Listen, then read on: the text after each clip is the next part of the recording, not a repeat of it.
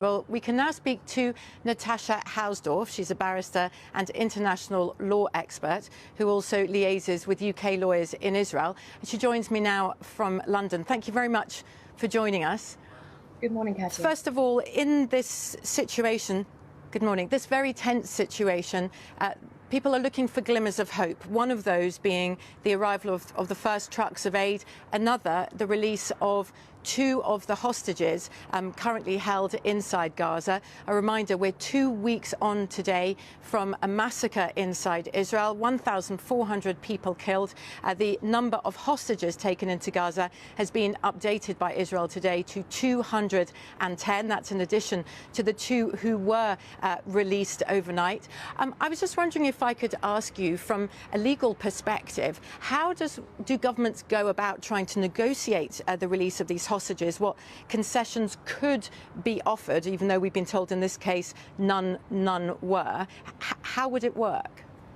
Well, of course, the negotiations and the international diplomacy associated is a separate consideration entirely from the legal position. And we've heard, certainly from your reporting this morning, about international efforts behind the developments. But of course, those developments need to be seen in the context of this abduction, as you've been reporting, of over 200 hostages and those crimes of Hamas and other Palestinian terrorist organizations which have led to a humanitarian crisis. Also in Israel, where the families of these hostages know that the orders of these terrorists were specifically to target women and children for kidnap and torture. The international law aspects of this are, of course, extremely important, and myths about Israel's conduct, about international law, have been playing a significant role in this crisis and in the coverage of it.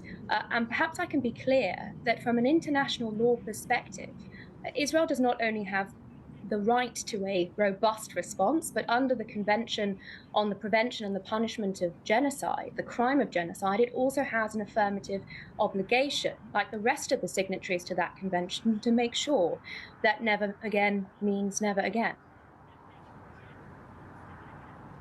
Well, as you say, under international law, Israel has the right to defend itself. As we've been saying, these attacks orchestrated by Hamas inside Israel 2 weeks ago today were unprecedented. We're talking about a massacre as well as hostage taking of people, including women and children.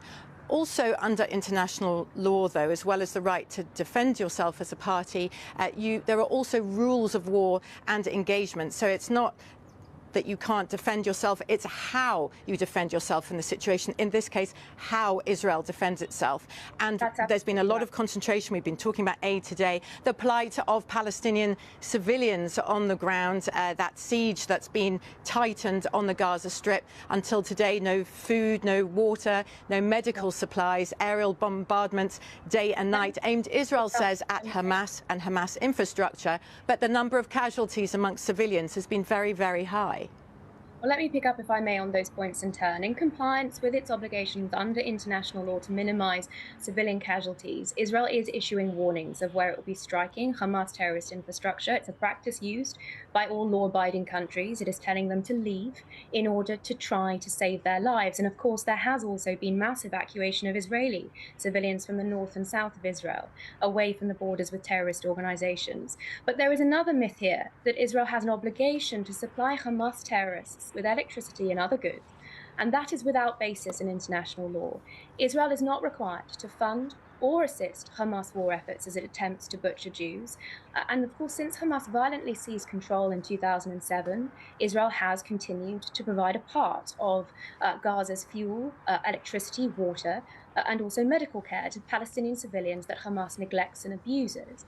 That isn't viable during a military campaign where Hamas exploits these transfers, stealing supplies and penetrating humanitarian organizations to mask its terror operations and to launder funds.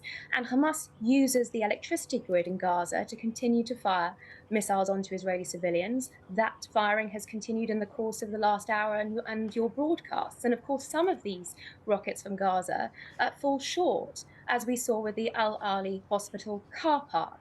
In the case of Palestinian Islamic Jihad, a third of the rockets fired in the last exchange of theirs fell short, killing many Gazan civilians. But I must stress, in relation to your question, there is no requirement to provide resources. International law only requires that Israel facilitate the passage of food and medicine by third parties if such goods can be reliably delivered without diversion to Hamas. And we know that is not the case because Hamas controls Gaza. And in fact, the basic rules outlined by the Geneva and the Hague Conventions are that sieges are lawful unless they are deliberately aimed at starving the local population. The IDF has been repeatedly clear about its objectives: defeating Hamas, establishing a new reality in Gaza where Israel doesn't face a genocidal terror organization that has the will or capability to attack Israeli civilians, and rescuing the hostages. And if governments and international organizations... And Natasha Huasdorff, if I could just interrupt you there. Sorry, just a moment, Natasha Huasdorff. Sorry to interrupt you, but you've made a number of points very clearly from your perspective. As you say, under international law, and I, unlike you, I am not an international lawyer. Israel in this case, it is allowed by parties under international law, if they can argue their reasons why, to have a siege. But what is not allowed under international law is something that is alleged by aid agencies, for example, and they say that what the effect on Palestinian civilians stuck inside Gaza, they say, seems like collective punishment. Seems like collective punishment. They say collective punishment is not allowed under international law. Of course, all of these legal questions are hotly contested. Well, it's flatly not borne out by the facts on the ground. And if these aid organizations are invested in the interests of Gazan civilians, then they should devote their resources to facilitating the safe and rapid evacuation of Gaza's civilian population to the south, which Hamas has been seeking to hamper with reports of it bombing fleeing civilians. But the allegation that you have raised, Katya, is a reprehensible moral equivalence, and it is being drawn, it is utterly morally repugnant. It also attaches, of course, to the suggestion of proportionality in international law, that is about comparing casualty figures, and that is also not correct. Every strike that Israel takes, every military action is weighed up, it is analyzed to make sure that according to international law, the anticipated collateral damage, the harm to civilians, is proportionate to the military aims of a strike that is militarily necessary and legitimately targets terrorist infrastructure. So these suggestions of collective punishment are morally reprehensible, liable.